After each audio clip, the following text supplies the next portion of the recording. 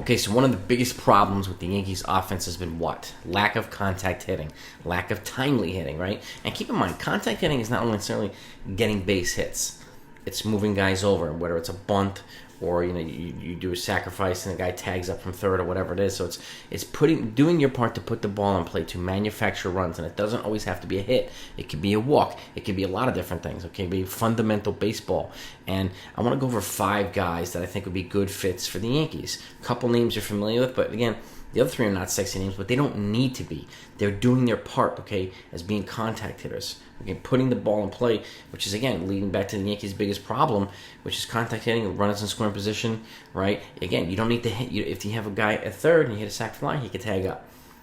Okay, that's not going to help the batting average, not going to help the OBP, the OPS, or whatever. It doesn't need to. Okay, so here are 5 guys that I think are going to be good fits as contact hitting options, even if they're not, all of them are starters or all of them are not starters. It doesn't matter. It doesn't really matter, okay? And so let's get into this, okay? Tommy Edman is one. He's from St. Louis. He's 27 years old. He plays the infield, mostly second base, so he could be a good option if they happen to move on from Gleyber Torres, right? And he's not a free agent until 2026, so he's got 3 arbitration-controlled years, so he's actually going to have to trade for him. But he has a 92.7% contact rate, okay?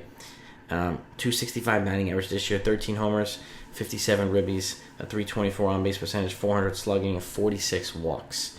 Okay, again, kind of balanced approach across the board.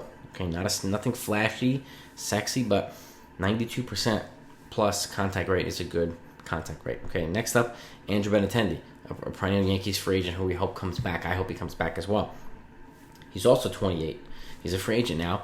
But we know his ability to run routes, be a solid contact hitter, he can hit the ball in both fields, and with the shift going away, we need guys like this who can do this, okay? Who can put the ball in play, maybe get a little bit more hits here and there, and again, move the ball over. It doesn't. He can hit for power on occasion as well, but he has a 3.2 WAR this year. He did hit 304 despite a 260 or 258 batting average with the Yankees, but again, he was hurt, and he was on the upswing before he got hurt, so I was pretty confident that average was going to go up again. But batting 304 despite all that, that's a good thing, okay? He's a guy that I hope the Yankees bring back, and I think can get him on a relatively affordable deal, okay? Next up is Adam Frazier, another guy that I mentioned, okay? He's a utility guy, plays the infield and the outfield. He's with Seattle. He's kind of been around a long time. He's 30 years old. He's also a free agent, okay? Infield, outfield, 92.3% contact rate. By the way, Benintendi's got a 93% contact rate. Okay, he's got the 43 RBIs, 11 stolen bases, 46 walks, and 129 hits. Okay, so again, solid approach across the board. He's also known for timely hitting. Okay, moving guys over, getting a clutch base hit when people need it.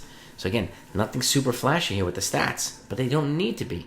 These guys accomplish the things that the Yankees need to be accomplished. Okay, and none of these guys are going to break the bank either. So if Hal's going to go the fiscal conservative route or whatever you want to call it, these are guys that the Yankees can bring in that won't, put their salary cap in jeopardy or whatever, their payroll in jeopardy. So Adam Frazier's number 3. Next up is David Fletcher. He's with the Los Angeles Angels. He's 28 years old. He's not a free agent until 2028. So there's 5 more seasons of control, 2 pre-arb and 3 arb. Okay, that's value right there. So he's an infield. He plays second base, third base, and so on and so forth. So he can also give some of these younger kids a chance to develop as well, and he provides them versatility. So 96.1% contact rate. 96.1%, okay? He's a right-handed hitter. Okay, he also puts the ball in play a hell of a lot. Got 255 average, 17 ribbies, nothing crazy, 19 doubles. He also has a very low strikeout rate. Okay, as do a lot of these guys, and the low strikeout rate is something that the Yankees could do with, because they struck out way too much last year, way too much, particularly in key situations. So we need guys who are going to be stingy, move the ball over wherever they can, and just be pesky, run up the pitch counts on starting pitchers, particularly relievers too, and these are the types of guys that I think would be valuable weapons for the Yankees. Okay, and lastly, Pavin Smith, okay? He's with Arizona. He's 26 years old. He's a little bit younger. He's not a free agent until 2027, so they've got 4 years of control, okay? He's a first base mostly, so if Rizzo, who's opted out, doesn't come back, a guy like this could be a good option if they don't want to overpay for a guy like Josh Bell They could get somebody like this. He's got a 94.1% contact rate. Okay. 222 average, 9 home runs, 9 doubles, 33 RBIs. And again, this is a good option if Anthony Rizzo opts out. So another contact hitting option as well. So, and again, young guys, which accomplishes the goal, I think, of one of the goals of getting younger.